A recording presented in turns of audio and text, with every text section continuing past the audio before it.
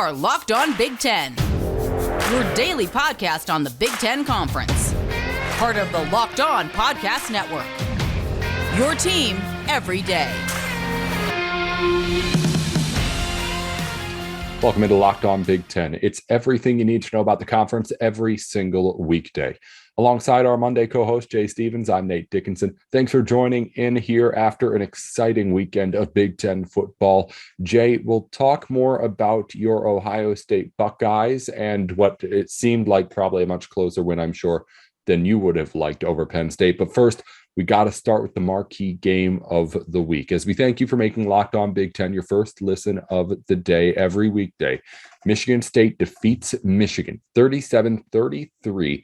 And there's a whole lot to talk about here. Kenneth Walker III puts together the game that the talk is saying is his ticket to New York at the very least as a Heisman finalist. But my first question to you, Jay, as the resident king of the Big Ten in Ohio State, but also the team that has really, and we've consistently said this on the show, been the team that has the offense in this conference. Both these teams put up 30-plus points. Both these offenses looked pretty good. Peyton Thorne wasn't great, but he honestly, the stat line doesn't look great with the 2 interceptions. He was pretty okay outside of those couple of mistakes. Michigan passing game was really good. Already mentioned Kenneth Walker with the 5 touchdowns. All sorts of receivers look solid. What do you make of the offensive performance that these two put up against each other in what we were expecting to be a pretty classic Big Ten game? It turned into a bit of a shootout. I mean, this offensive performance from both teams was amazing. I was not expecting for Cade McNamara to throw for over 350, almost 400 yards in this game. That wasn't expected. I was expecting a 2-headed monster, 2-quarterback system of JJ McCarthy and McNamara. We saw that throughout the entirety of the game, and for most of it, you would think that it worked like it had all season long for the Wolverines. Over 500 total yards for the Wolverines. That was amazing. You also have to talking about the offense. Peyton Thorne looked a little bit different than what I expected. I don't know what his numbers look like. 19 of 30 for 196. I do think he made some crucial throws, some big throws in key moments. But Kenneth Walker III, 5 touchdown performance. He scored in big moments, scored after big plays, and he did the things that we expected, and then still blew our minds with how good he was on the biggest stage of the year for the Michigan State Spartans.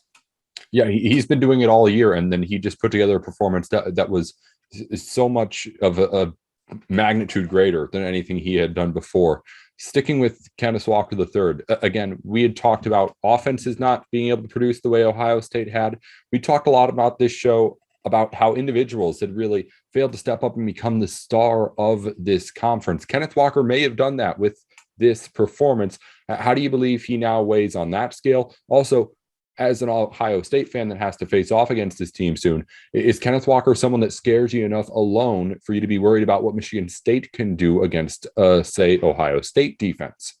I do think Kenneth Walker III is kind of the front runner in the conference as far as saying who is like the offensive leader, who is the guy in the offense that might be the best player at their position offensively. I do think Kenneth Walker III has been that all season long. Once again, shows and proves why he holds that position. Now, we look at Ohio State's standpoint, and does he scare Ohio State? Does he make me nervous? Ohio State's rush defense has gotten a lot better game after game after game. However, this young man is not like any other running back that Ohio State has played this season, and he's not like any running back that Ohio State will face until they face Kenneth Walker III on November the 20th. And so I do think he is somebody, even though the run defense has gotten better for Ohio State, the Buckeyes better be ready, because this offensive line of Michigan State knows if we're successful, it's because the guy behind us is able to move and see the holes that we create, then move right through them. It does make me a little bit nervous, more nervous than it already was. I do think this game, Michigan State, Ohio State, November 20th, is Ohio State's toughest test.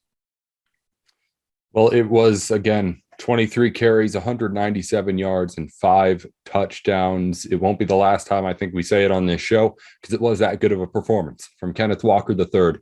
on the biggest stage of the weekend. And again, he put his name on the national spotlight, if you had not already known the kind of season that the Michigan State star running back had been having.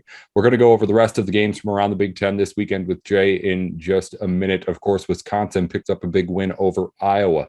Jay's Ohio State Buckeyes win over Penn State. And we've got all sorts of things to discuss from all the other games in the Big Ten too. By the way, Minnesota's alone atop the Big Ten West. I haven't even mentioned that yet. But before we get into that, Jay, I want to quickly look ahead. This is something we're going to ask everybody as we go along the week here. Something I want to kind of start up, ask everyone that we have on here every day, the same kind of question to get a gauge on how everyone's feeling going into the next week or just about anything really. This week in the Big Ten football, there's kind of another, you don't call it a week off because anything can happen, but as far as like big marquee games, there's a lot of them still to come. None of them are happening this weekend, I guess is what I'm saying.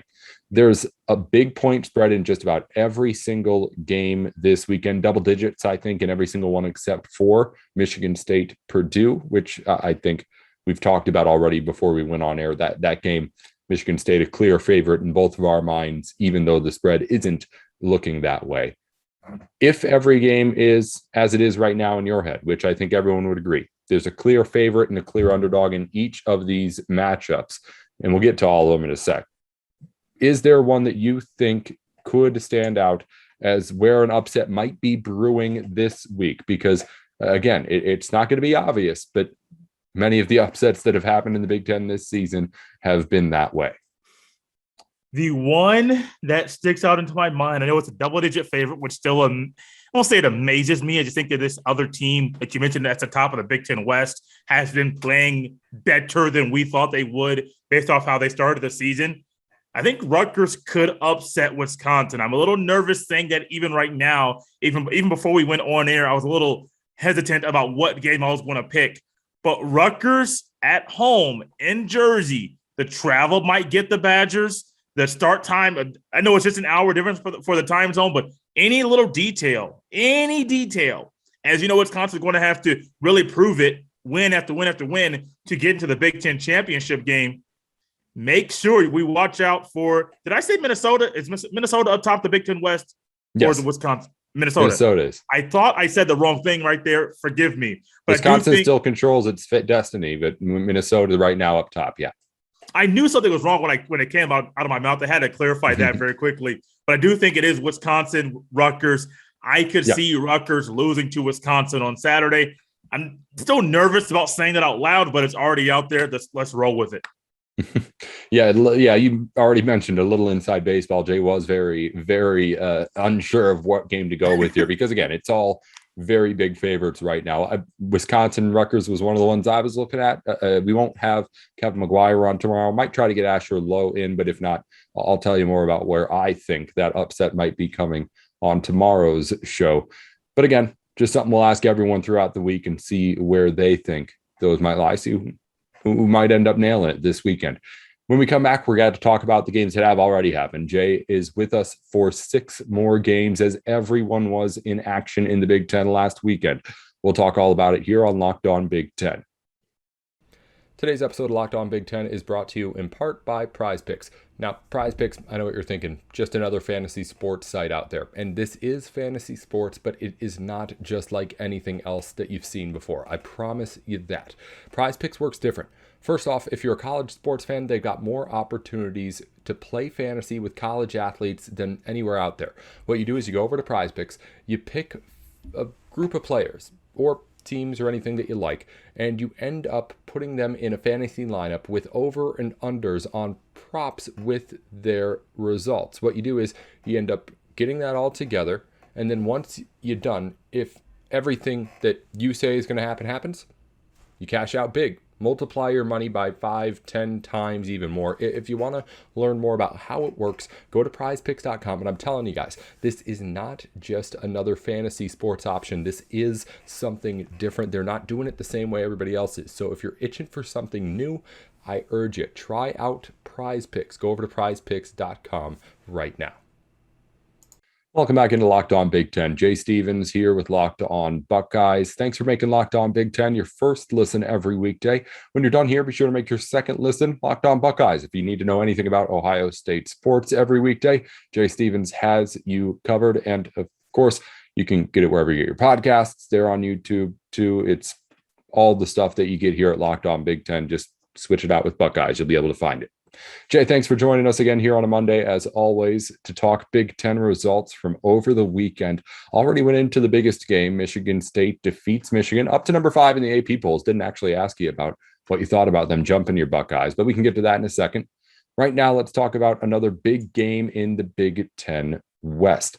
Wisconsin defeats Iowa. Iowa no longer controls its own fate in the Big Ten. Wisconsin still does, and it's a convincing win for the Badgers as well. 20-0 the score at halftime in this game. And it looked like, if you hadn't watched either of these teams going into this game this season, that Wisconsin was the top 10 squad.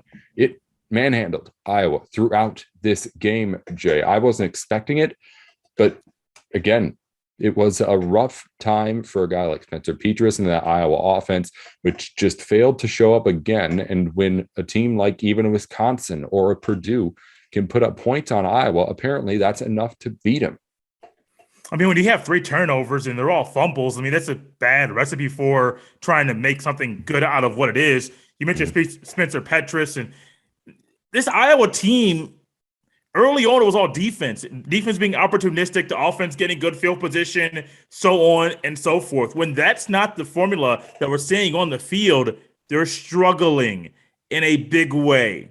And Wisconsin, once again, is finding ways to win games when you're trying to lean on Graham Mertz. We learned early that that's probably not going to be what you're going to be able to do. Braylon Allen, 20 carries, 104 on the ground, 5.2 yards a pop. Had some big runs, some key runs, getting out 10, 15-yard runs in this game. And I think that him and this defense, they're finding some ways to put games together, put wins together.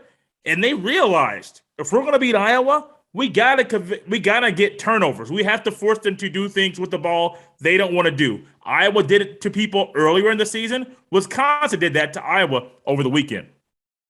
We're going to talk about Minnesota in a minute, but we mentioned that's the team that's right now at the top of the Big Ten West. Wisconsin still controls its own destiny. Iowa's far from out of it, even though it lost to Wisconsin. Badgers already have 2 Big Ten losses, so it's not that far away from Iowa being back in this thing too. Who do you consider to be in the driver's seat right now in that division? Again, Minnesota's on top as far as wins and losses, but as I'll talk about later on in the show, probably there's not really all that much that the wins and losses mean anymore. Of course, if you get upset, you get upset, but it's going to come down to the big games at the end that decide things. Where are you at with where the power is on that side? I think the power right now is probably I want to say Wisconsin. I want to be honest with you. I want to say Wisconsin. But Minnesota's ability to run the ball with no matter who is behind the offensive line, with Tanner Morgan not really making mistakes. Now he's not your amazing quarterback, but he's kind of managing the game in the way that he needs to manage the game for this offense to move the ball, for the offense to score enough points to win the game. My gut says Wisconsin. But for some reason, I'm not sure if there's going to be a team that can slow down this rushing attack that Minnesota currently has right now. Mm-hmm. So, yes, you see that just like when Nate asked earlier about the question about what upset could we have this upcoming week, I was a little hesitant about that. I'm just as hesitant about saying Wisconsin because I do believe Minnesota right now with their offensive line kind of found a formula, and they could stay at the top of the Big Ten West and be in Indianapolis at the beginning of December. Yeah, we'll talk more about the Gophers in just a second. But again, they and the Badgers at the moment, along with Iowa right on the heels, still all in that fight for the Big Ten West. And I guess I don't know if Purdue is still in things even at all too. I mean, they got the win as well, but I suppose they probably have a scenario where Purdue can make it as well too, but they're not, again, controlling things on their side either. Moving on to the next biggest game in the conference of the weekend, over on the east side, your Ohio State Buckeyes, Jay, defeated Penn State 33-24, but only up by a field goal going into the fourth. What did you think about what Penn State was able to do against this Ohio State team? Because when you look at the stat line, it's really satisfying. Again, CJ Stroud, 300 yards, a touchdown, doesn't throw any picks. Henderson at 152 yards on the ground with the score, a spread out passing attack, scoring the ball as well.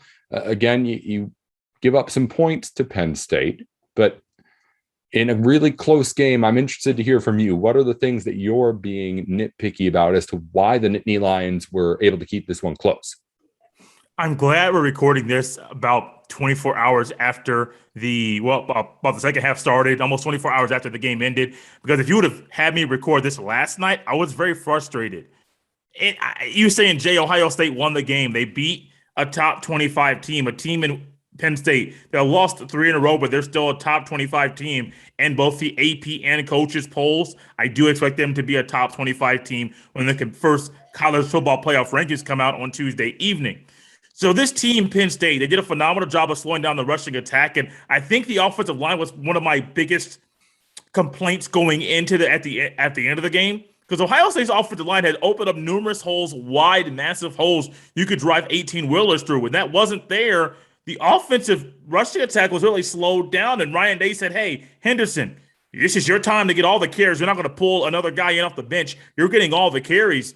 And when they can't do that, the offense, there was no running outside. Play calling was one thing, but the offensive line was a big struggle. The linebackers from Penn State definitely filled the gaps consistently and quickly, swiftly, and really messed up Ohio State's offensive line. I think Ohio State also had 7 pre-snap penalties, which was very uncharacteristic, but I think you're trying to anticipate what Penn State was going to do. Slanting and moving on the defensive line also caused confusion for Ohio State's offensive line throughout the game.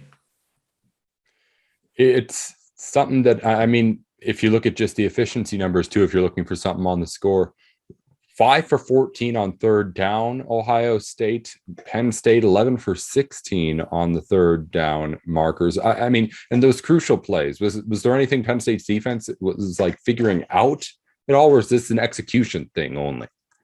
Execution and play calling. You can even go to the red zone scoring, the red zone efficiency there, and the red zone efficiency was not there. I don't know how many fourth downs Ohio State went for, but I think there were some mess ups there as well. I know Ryan, they went for a 4th and 2 on its own in plus territory on Penn State's 38, and he's like, we had the perfect play call, everything was right. There was a penalty that derailed that. I believe it was a penalty. I thought he should have gone for a field goal there. Would have been a longer field goal, but I do think a field goal would have been the better call, because in the moment you'd need points. Short yardage efficiency was not there for Ohio State, which once again, give credit to the Nittany Lions linebackers, defensive linemen, because they were causing so much trouble for Ohio State's offensive line, especially in short yardage situations. Let's move on a little bit here. And again, Ohio State, we'll talk a little bit. Let's actually stay. Again, I mentioned before, Michigan State jumped Ohio State. Jay, again, rankings are kind of a little bit more meaningless when they're at the top, and still what they are right now for those two teams. But do you think people think that Michigan State is better than Ohio State, has a better resume than Ohio State, will have a better resume? I don't know. I think let me say this correctly. With the way that Michigan State has played and with the way that they looked against Michigan, if Ohio State beat Penn State and Michigan was a few weeks ago, I'm not sure if you view the same team, the wins the same. But when you have a 12 o'clock game, Michigan State beating Michigan, a rival, the 7:30 game, Ohio State beats Penn State, you see how Michigan State looks, and the memory from that game, from that win, was not the margin of victory. It was Kenneth Walker III and how well he played, had his Heisman moment.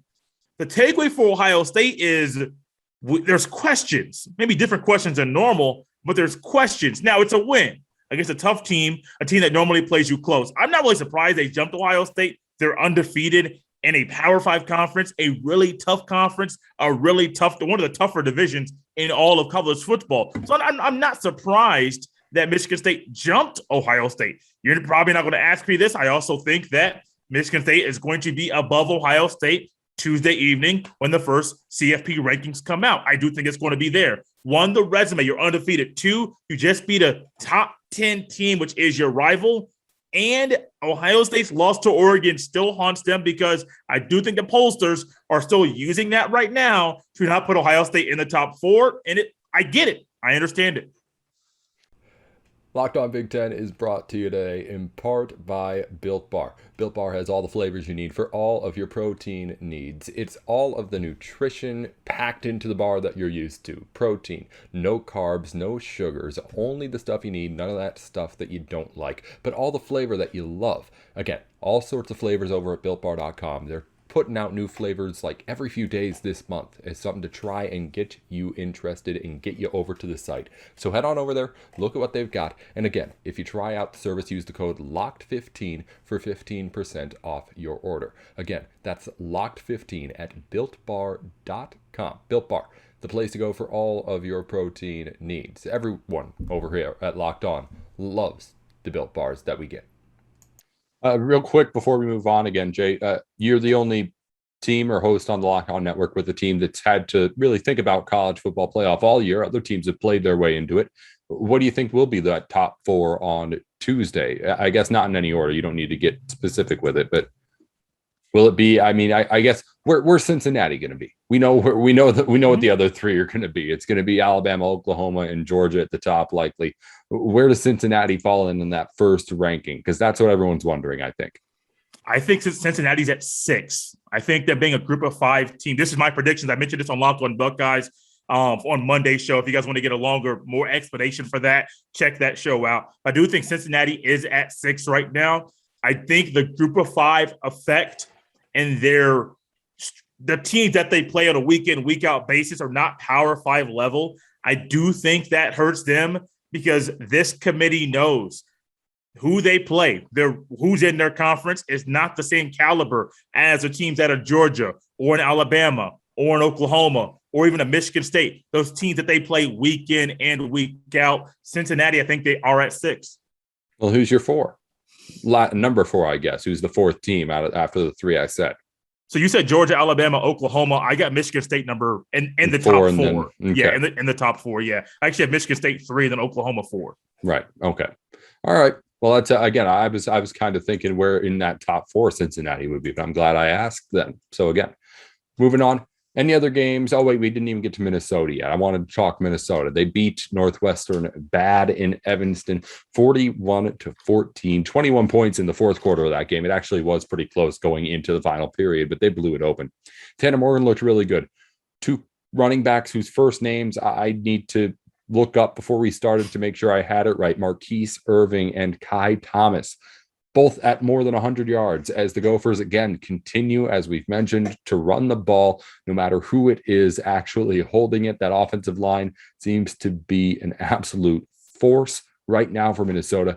And a team right now in the Gophers that you give them credit for everything they've done. More than anything, if you ask me, this was a team that really for the last year and a half had been the most up and down out of all of the Big Ten after having that big 2019. There were times it looked like it could be really good. There were times where it was absolutely in disarray. But right now, this team looks like the most stable in all of the Big Ten West because at the very least, even if Tanner Morgan isn't going to be the great Tanner Morgan, even if that defense is going to give up some points, you've got some stability there in that run game in a way that I think at least it's proven that Minnesota is going to be around for every game it plays the rest of the way. It's not going to get blown out by anybody, save all the way up until a Big Ten championship game. Nate, Tanner Morgan got really knocked for how his play was earlier in the season, and people were looking at him and saying we were looking at the 2019 Tanner Morgan, and that's the guy we're going to get consistently more of that. I think what we're seeing with Tanner Morgan now, that's who he is. This is who he is. I like this version of Tanner Morgan. He's not going to have the amazing touchdown numbers and passing yard numbers. That's not who he is. He's not that kind of guy. He plays within the system. He does what is being asked of him. If he needs to hand the ball off to Irving 19 times and Thomas 21 times and have over 50 carries in the game for the whole entire team, so be it. Whatever the team needs of him to do to win the game, he's doing that. And I'm very happy, and I like how he's fitting into his role. And I love this offensive line. I mean, week one, think about it. People were saying, oh, it was just Ohio State's defense was playing bad and they couldn't stop the run and Minnesota was doing everything. Oh, is that going to be sustainable? Absolutely. Got to give credit to those big guys up front because what we saw week one was not a fluke. They are able to move people in open holes for whoever is behind them running the ball. Yeah, I mean, Tanner Morgan was at one point, there was that time where he was always a game manager, right? Mm-hmm. He was always the guy who got the ball to the guys who made the plays, whether that be one of his running backs that he's had such a great time and success working with, or whether it be a Rashad Bateman or a Tyler Johnson, who are both in the NFL now, or Chris Ottman-Bell, who could likely be in the NFL soon. There's always been him kind of getting those guys the ball. When he had all three of those guys, Bateman, Johnson, and Ottman-Bell, there were thoughts that maybe he could develop into the quarterback that makes the plays himself, but it seems like, and it's been proven, that Minnesota's perfectly good enough with Tanner Morgan just being the Tanner Morgan that he's been. And to be fair, he is really good at doing that, what he does for Minnesota, getting the ball to the guys who can make the plays. It's again, he has some bad games, but the Gophers, I think, couldn't be happier. I know the fan base couldn't be happier with that quarterback. They love Tanner Morgan under center there in Minnesota. Three other games that we could talk about, Jay. Do you have anything you want to touch on with Rutgers getting its first Big Ten win, Purdue narrowly topping in Nebraska, and Indiana staying winless in the Big Ten on the road, not at home against Maryland? Not really, but I will touch a little bit on the Purdue game, and It's more so a negative. I don't mean to close things out with a negative thought, but we're seeing numerous coaches in college football mutually part ways with their current schools. Coach O, LSU. Now, he's still coaching the team, but he is not coaching the team after this season. We just saw today, I think it was a couple hours ago, Nate, before us recording the show, Gary Patterson and TCU. He is stepping down immediately. They were hoping that he would finish throughout the season. Gary Patterson believes it's time for it to happen now. Scott Frost, I don't think Nebraska is going to wait for him. I think that theoretical marriage he's had with Adrian Martinez was what hurt him drastically. I think Adrian Martinez has gotten better, but he makes really bad decisions for a guy that has played as much football at the collegiate level as he has had. Jim Harbaugh is another guy. Will he be up at the end of the season? If you are going to consistently lose to your rivals, in-state rival, and then potentially at the end of the year to Ohio State, will that be enough to get you fired? We've seen coaches get fired for that previously. But Scott Frost, you're losing here to a Purdue team that you're evenly matched with, and your quarterback is a big reason why you're losing. Scott Frost could be another coach that at the end of the season, he is gone outside of Nebraska. Yes, I know people are saying if he can't turn them around, who will? I don't think Scott Frost is that kind of coach to turn them around in the ways that Nebraska fans want them to. I think Scott Frost could be gone at the end of the season. Also, that game November 27th, Thanksgiving week, if Jim Harbaugh loses to Ohio State once again, remember, Michigan just restructured his contract and lessened his buyout. He's getting $4 million right now, a year salary, and his buyout's a little over $4 million. A drastic difference from the $17 million that Coach O got when he is getting bought out of his contract. I think Scott Frost could be on the outside looking in, and I do think Jim Harbaugh could also, if he loses to Ohio State, could be on the outside looking in as well, being on the unemployment line because their coaches and their places of employment, their schools, no longer want them to lead the football teams. Well, we've got those conversations to have. We've got the conversations about coaches leaving for better jobs to have, quote unquote, better jobs. Of course, nobody listening thinks that any job's better than the school that they've got right now, but it's all a whole lot to break down, but we've got a whole lot of football still to get to before we get to all of that. Again, maybe, but who knows? Maybe we'll see a coach leave here before the end of the season, as again, Jay touched on. Jay is on Locked On Buckeyes. You've heard him talk about some of the stuff that he's talked about on today's show on that program. And he talks about, of course, everything going on with the Buckeyes every single weekday. So after you're done listening here to Locked On Big Ten as your first listen, be sure to make Locked On Buckeyes with Jay your second listen every single weekday. Jay, before we let you go, remind the people where they can get all your stuff with Locked On Buckeyes and everything else that you're up to. You guys can always follow me on Twitter at jstevens07. You can follow, subscribe to the Locked On Buckeyes podcast, the Jay Stevens podcast. Please feel free to leave a 5-star rating and review. It's greatly appreciated. Everything I do, the Jay Stevens podcast and Locked On Buckeyes, it's free on all platforms for your enjoyment. That's Jay Stevens again with Locked On Buckeyes and everything he just mentioned. I'm Nate Dickinson. I'll be back in just a minute to wrap things up. You're listening in to Locked On Big Ten.